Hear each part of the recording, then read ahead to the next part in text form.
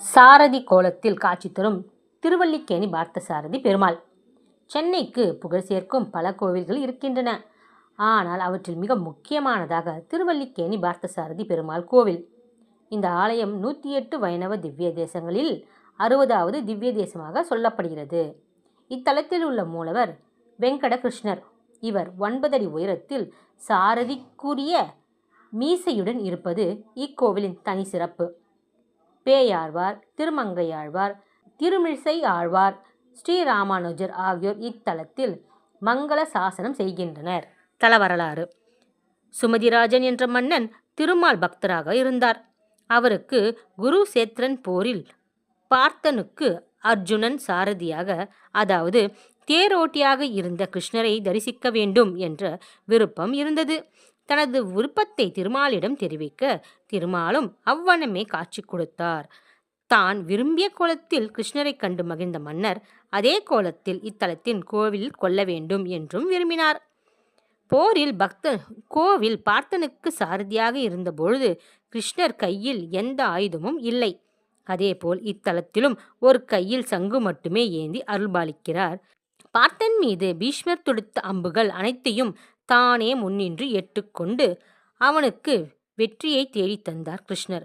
அப்பொழுது கிருஷ்ணரின் முகத்தில் அம்புப்பட்ட வடுகளும் இருக்கும். இத்தலத்தில் எழுந்தள்ளிருக்கும் பார்த்தசாரதியின் முகத்திலும் வடுக்கள் காணப்படுகின்றன.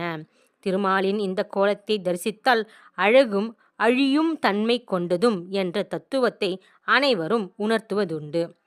பிறகு மகரிஷி திருமாலை தனது மருமகனாக அடைய வேண்டும் என்றும் விருப்பமும் கொண்டு திருவல்லிக்கேணியில் தவம் ஏற்றினார். அப்பொழுது அங்கிருந்த புஷ்கரணியில் மலர்ந்த அல்லி மலரின் தாயார் தோன்றினார்.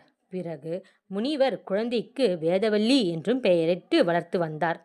தக்க வயதில் திருமால் ரங்கநாதராக இத்தலத்துக்கு வந்து வேதவல்லி தாயாரை திருமணம் செய்து கொண்டார். இந்த திருக்கல்யாண வைபவம் மாசி மாதம் வளர்ப்பறை துவாதிசி நாளில் நடக்கிறது. கோவில் அமைப்பு: ஆலயத்தின் மூலவர் வெங்கட கிருஷ்ணராக இருந்தாலும் உற்சவர் பார்த்தசாரதி பெயரிலேயே இக்கோவில் அழைக்கப்படுகிறது. திருவல்லிக்கேணி பார்த்தசாரதி பெருமாள் கோவிலில் கோபுரங்களும் மண்டபங்களும் தென்னிந்திய கோவில் கட்டிடக்கலையில் உரிய நுட்பமான சிற்பக் கலையால் அலங்கரிக்கப்படுகின்றன.